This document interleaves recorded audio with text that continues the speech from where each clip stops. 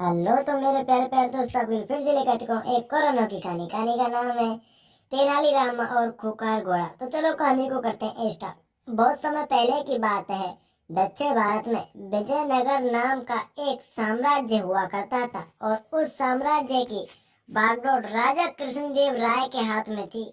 एक दिन उनके राज्य में एक अरबी व्यापारी घोड़े बेचने आया। उसने राजा के सामने अपने घोड़ों की इतनी तारीफ की कि महाराज कृष्णदेव राय उसके सभी घोड़ों को खरीदने के लिए तैयार हो गए।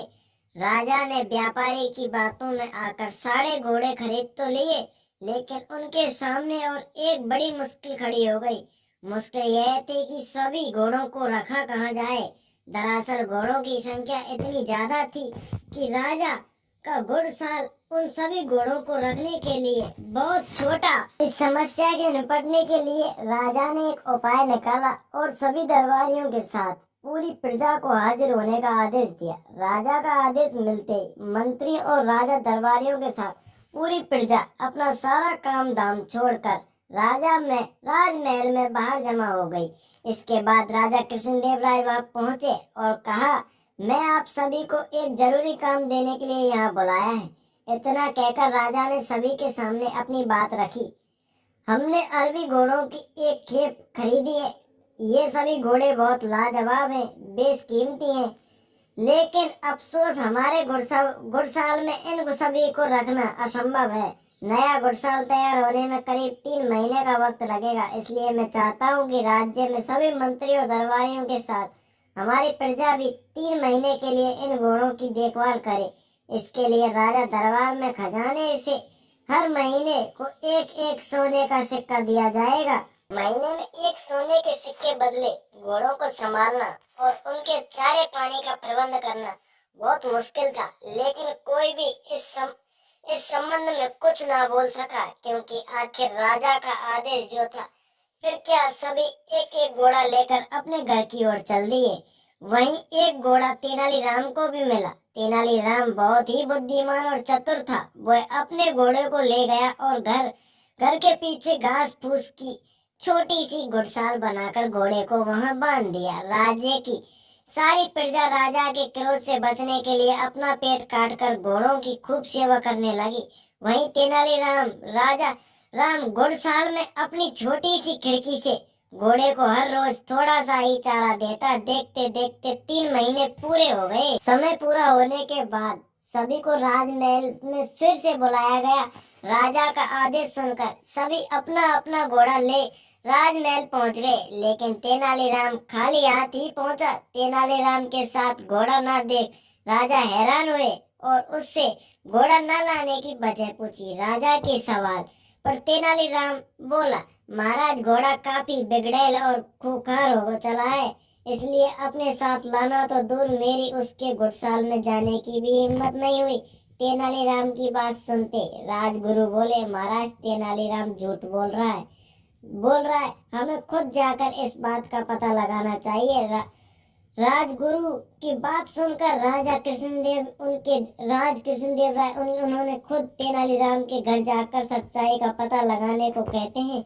राजा के आदेश पर राजगुरु तेनालीराम के साथ कुछ दरबारियों को लेकर उसके घर की ओर चल देते हैं। तेनालीराम के घर पहुंचते जैसे राजगुरु की नजर वहां बने घुड़साल पर पड़ी, वह बोले, मूर्ख तेनालीराम, इस छोटी सी कुटरिया में घोड़े को रखा है और तुम इससे घुड़साल कह रहे हो। राजगुरु की बात पर तेनालीराम बोला, राजगुरु आप बहुत ही विद्वान हो, तो आपको अधिक पता होगा। मैंने यह कुटिया घोड़े को रखने के उद्देश्य से बनाई, इसलिए घुड़साल कह दिया, लेकिन घोड़ा सच में बहुत खूंखार हो गया है।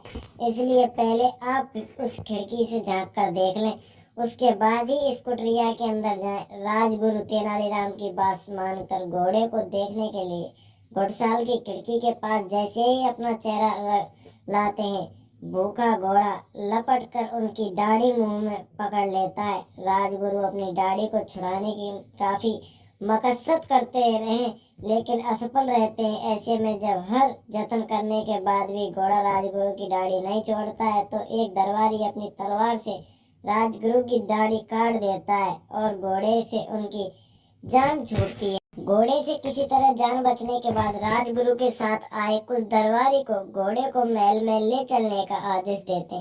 तेनालीराम का घोड़ा पकड़कर राज दरबार में पेश किया जाता है। 3 महीने से घोड़े को ठीक से चारा पानी न मिलने की वजह से वह बहुत ही दुबला पतला दिख रहा था। जब राजा घोड़े की यह हालत देखते हैं तो तेनालीराम से इसके पीछे की वजह पूछते हैं। राजा के सवाल पर तेनालीराम जवाब देता है, मैंने घोड़े को हर रोज थोड़ा ही चारा दिया, जिस प्रकार आपकी प्रजा कम भोजन से गुजारा करती, इस कारण घोड़ा कमजोर और बिगड़ैल हो गया है। तेनालीराम ने कहा, राजा का धर्म ही प्रजा की सुरक्षा और देखभाल करना होता है, न कि उन पर अतिरिक्त बोझ डालना। घोड़े की देखभाल करने का आदेश देखकर घोड़े की शक्तिशाली और बलवान हो गए, लेकिन उनकी देखभाल करने के चक्कर में भरपेट भोजन न कर पाने के कारण प्रजा दुर्लभ हो गई है। महाराज कृष्णदेव को जब तेनालीराम की बात समझ में आ गई, उन्होंने गलती का एहसास हुआ तो उन्होंने अपनी प्रजा से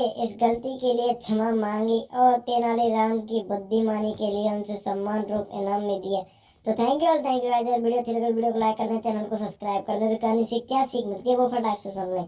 तेनालीराम और खूंखार घोड़ा कहानी से हमको यह सीख मिलती है कि कोई भी फैसला लेने से पहले अच्छी तरह सोच विचार कर लेना चाहिए, ताकि उसके दुष्परिणाम किसी और को न भुगतने पड़े।